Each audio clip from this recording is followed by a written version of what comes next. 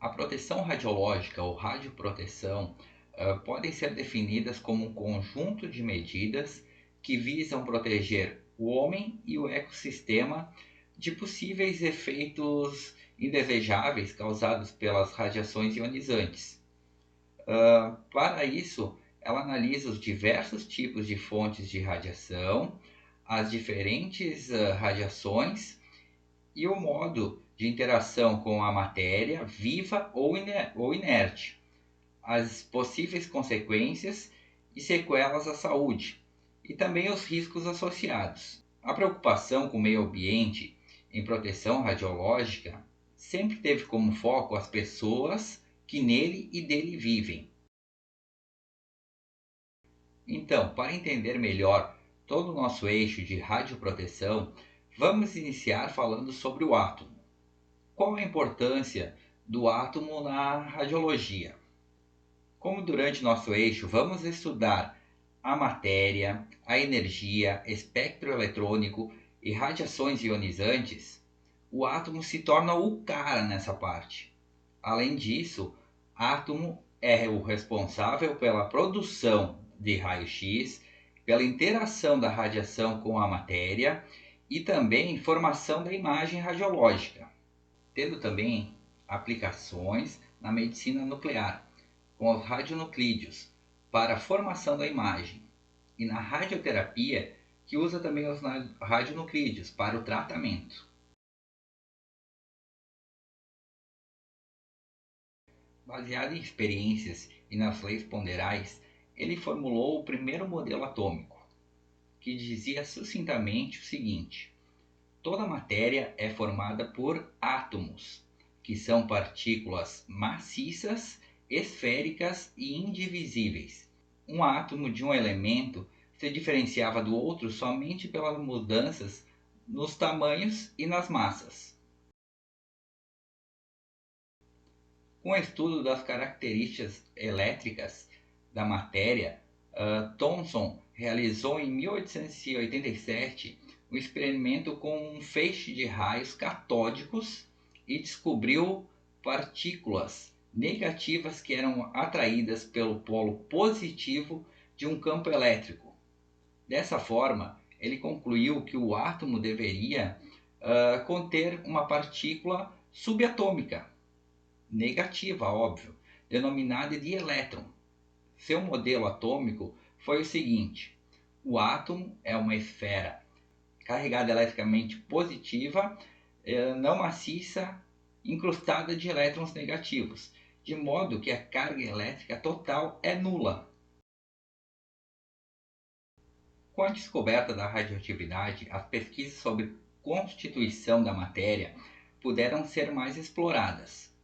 Rutherford realizou em 1911 um experimento com partículas alfas, no qual tentou verificar se os átomos realmente eram maciços.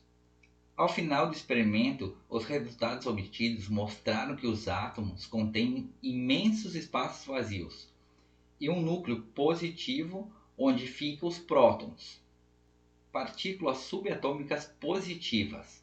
Portanto, o modelo de Rutherford é o seguinte: o átomo é constituído de duas regiões distintas, um núcleo ou uma região central que contém praticamente toda a massa do átomo e apresenta carga positiva, e uma eletrosfera, isto é, uma região ao redor do núcleo onde os elétrons giram em orbitais circulares.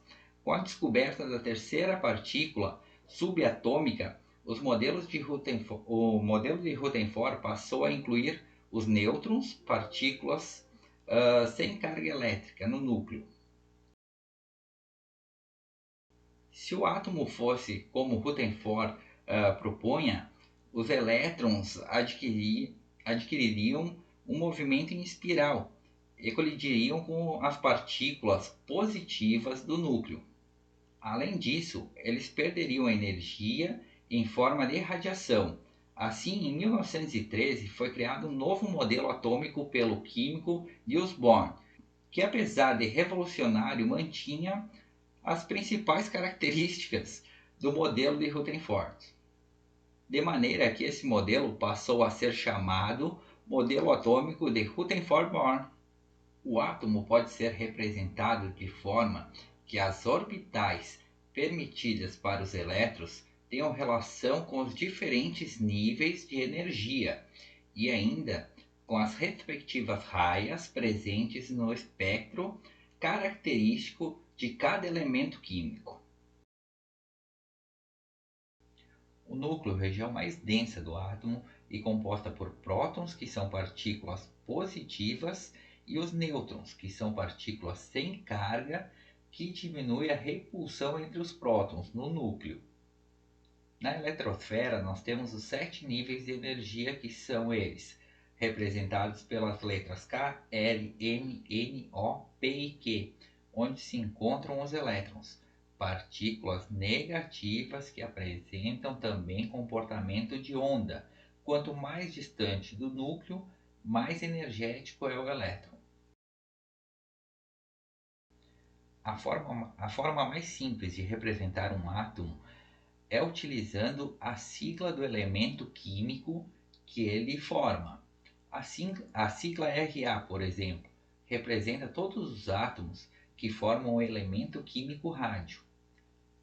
A sigla que representa o átomo ainda pode fornecer duas importantes informações: o número atômico, representado pela letra Z, e sempre do lado esquerdo, inferior da sigla do átomo, e o número de massa, representado pela letra A, podendo ser posicionado do lado esquerdo ou direito na parte superior da sigla do átomo.